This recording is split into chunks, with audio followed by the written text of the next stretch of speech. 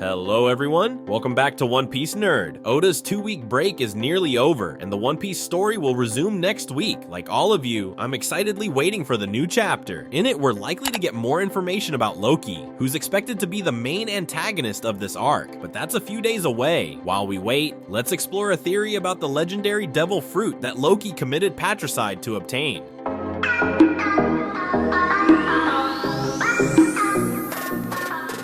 If you closely examine Loki's appearance as revealed in the latest chapter, you'll notice a few odd details. Besides being bound, his eyes are covered. This was likely done by those who captured him, but why would they want to cover the eyes of a noble prince, punished for killing his father to obtain a legendary devil fruit? Loki successfully ate the devil fruit, making him immensely powerful, so powerful that even Elbaph needed to restrain him. Not only did they bind his limbs, but they also covered his eyes, adding an extra layer of danger. Could it be that the devil fruit's power he consumed is somehow connected to his eyes? Recall that Hadrudin, another prince of Elbaph, once sought the Mera Mera no Mi. He believed that a Logia fruit was extremely rare and could secure him the throne of the giants. So perhaps the legendary devil fruit that Loki stole, which is passed down within Elbaph's royal family, is also a Logia type. Its power could align with Loki's self-proclaimed title of Sun God. However, the fire, light, and even sun-related fruits already have users. This could mean Loki's fruit is a Logia type with a natural energy power, a perfect match for this scenario.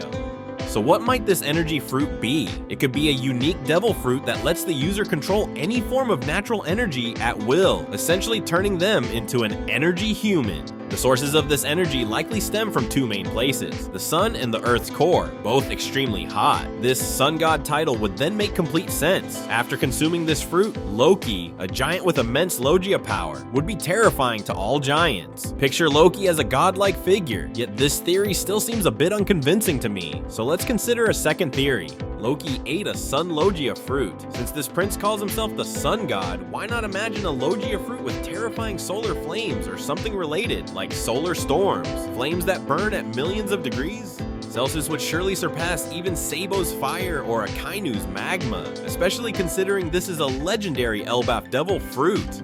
At the end of chapter 1130, in the image of Loki's eye patch, we see a circular glow emanating from his eye. Could this be a sign of the deadly destruction that eye might bring?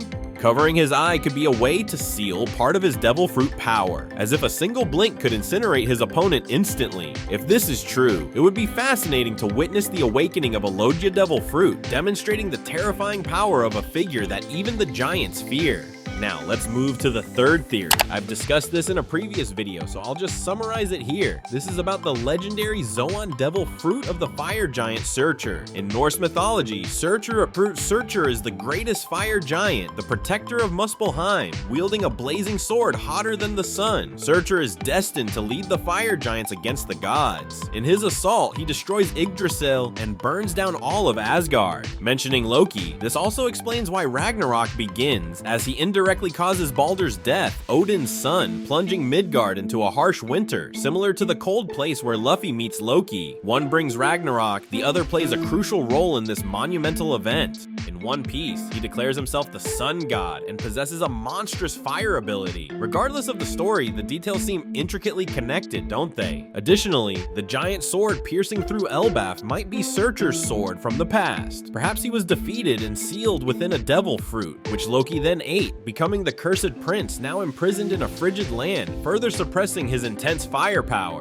However, all this only covers Loki's powers and minor details from his words in chapter 1130. We have yet to discuss his personality or nature. Although we don't know much about Loki, if we look at the character archetype that Oda used as inspiration for this cursed prince, it doesn't reveal much. In Norse culture, Loki is a trickster god, capable of shapeshifting and creating illusions to deceive his enemies. In One Piece, his unique power may come from his hidden eye, making it challenging for the other giants to capture him. Regarding the title Sun God, a deity revered by all of Elbaph, Loki's confidence in calling himself this raises questions. Could he have the ability to transform into the Sun God? With his legendary devil fruit, Loki could trigger an epic showdown between two sun gods. Or, even more terrifying, Loki might impersonate Luffy, sparking a massive battle akin to Ragnarok. Now, let's dive into the fifth theory. I'll connect it to a detail in chapter 129, where Dory and Brogy at the end of the Little Garden arc mentioned that only a giant snake could withstand their attacks. To this day, the giant snake referenced by the two giant pirates remains a mystery. In Norse mythology, there's also a giant creature, half dragon, half snake, named Nidhogg. Its presence is considered the ultimate root of evil. Even just mentioning its name is enough to make the bravest warrior shiver. Therefore, the giant snake that Dory and Brogy referred to in chapter 129 is highly likely to be inspired by Nidhogg, or perhaps a powerful individual who ate a Zoan-type devil fruit modeled after Nidhogg. It's also quite possible that this person is King Harold. The Nidhogg model Zoan fruit is the legendary devil fruit of the Elbaph royal family, and naturally, it ended up in the hands of Loki. However, that's still not enough to make us believe that Loki actually ate this legendary fruit. Just look at Nidhogg's appearance.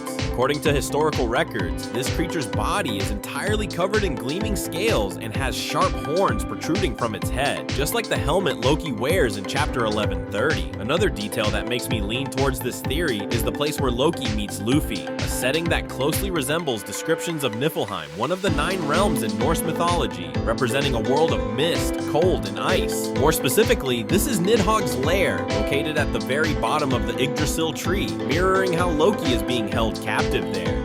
Not to mention, in chapter 1130, we catch a glimpse of Loki's personality as a belligerent, reckless character. He wants to bring about the apocalypse in this world. This matches the fact that Nidhogg is often seen as a symbol of destruction, gnawing at the roots of Yggdrasil, which represents life, order, and balance among worlds. This act truly threatens the stability of the entire universe. If Loki is indeed connected to Nidhogg, then how might he bring about the end of this world? The answer lies in destroying the world tree, Yggdrasil, just as Nidhogg did in Norse mythology. However, at present, we still know very little about Loki. It's all just speculation, and he may not be as evil as we think. Who knows? Loki might even become a strong ally to the Straw Hat crew, playing a crucial role in the final story of One Piece. In summary, both the snake-like creature Nidhogg and Loki share design similarities and a terrifying, fierce personality with a desire to destroy the world. However, in Norse mythology, mythological creatures that resemble Loki aren't limited to Nidhogg. There's another with a similar background, Fenrir, the wolf. In the Norse myths, Fenrir is known as the son of the god Loki, a vicious wolf who ultimately takes the life of Odin during the great battle of Ragnarok. Fearing that Fenrir would bring destruction to the world, the gods sought the help of the mountain god to forge an unbreakable chain to imprison him. But capturing Fenrir wasn't easy. It wasn't until the brave god Tyr pledged good intentions and placed his hand in Fenrir's mouth that they managed to trick and bind him. The wolf was then held until the day of Ragnarok. Upon realizing he'd been tricked, Fenrir roared fiercely, a sound that heightened the god's unease. To quell his rage, they placed a sword in his mouth until the fateful day. So how might this relate to the current storyline? Perhaps Fenrir isn't Loki's child, but rather the mythical Zoan form of Loki in the story. The character's intent to bring about an apocalypse and target the leader of this land share notable similarities. Moreover, the massive sword embedded in Elbaph closely resembles the one driven into Fenrir's mouth. Additionally, the detail of Loki being blindfolded reminds me of wolves. It's known that wolves grow wild and powerful when they see a full moon or circular objects, so perhaps covering Loki's eyes is a means to limit his strength.